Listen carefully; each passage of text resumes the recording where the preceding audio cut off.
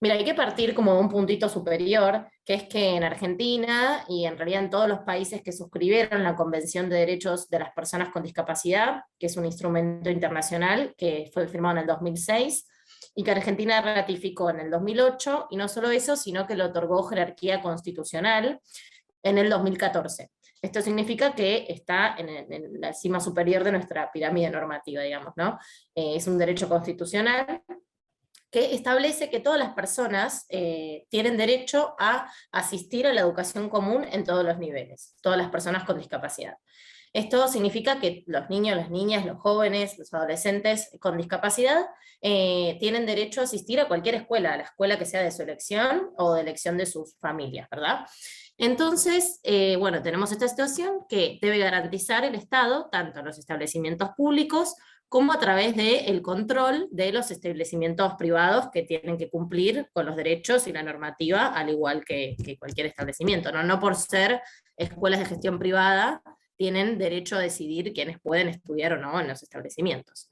Nosotros nos encontramos con la situación a partir de muchos testimonios que nos fueron llegando a la organización y que nos llegan continuamente al día de hoy, de un montón de familias que nos contaban que, bueno, en la ciudad de Buenos Aires, sobre todo, también en otros distritos del país, pero en la ciudad de Buenos Aires teníamos muchos testimonios, tenían que ir a muchísimas escuelas y peregrinar por muchísimas escuelas, dado que las respuestas siempre eran que no había vacantes, ¿no? En realidad no, había vacantes hasta que las familias comentaban que el niño o la niña tenía alguna discapacidad o tenía una maestra integradora, maestra de apoyo como también se dice, y ahí de pronto, ¿qué pasaba? No había vacantes, se cerraba, no, bueno, entonces no tenemos vacantes, o por ejemplo, muchos decían que ya estaba cubierto el cupo por discapacidad en la escuela, que eso no existe, no existe una limitación que establezca un cupo para personas con discapacidad en las escuelas comunes, para nada.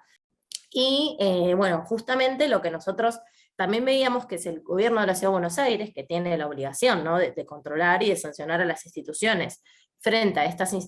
situaciones, no estaba cumpliendo esa tarea. Por el contrario, sino que muchas veces no hacía los reclamos, o hacía la vista un poco gorda hacia los reclamos, o justamente terminaban hasta avalando estas situaciones con la sugerencia de, no, bueno, es que quizás puedes probar en estas escuelas especiales que consideramos que son mejores para tu situación.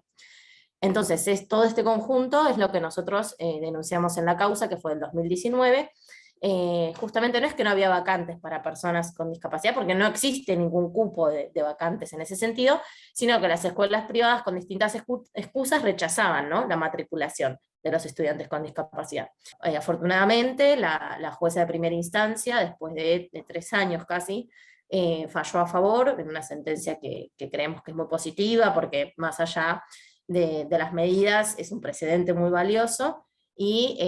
efectivamente establece que sí, que el gobierno de la Ciudad de Buenos Aires está cometiendo una conducta inconstitucional al omitir controlar a los establecimientos privados,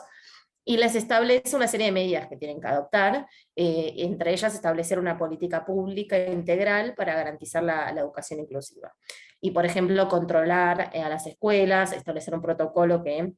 empiece a activarse frente a estas situaciones, establecer canales de denuncia, en donde las familias puedan ir a denunciar esta situación, ¿no?, de un rechazo de matriculación por motivo de discapacidad, establecer la difusión del derecho, que también es muy importante, porque muchas familias tampoco lo saben, entonces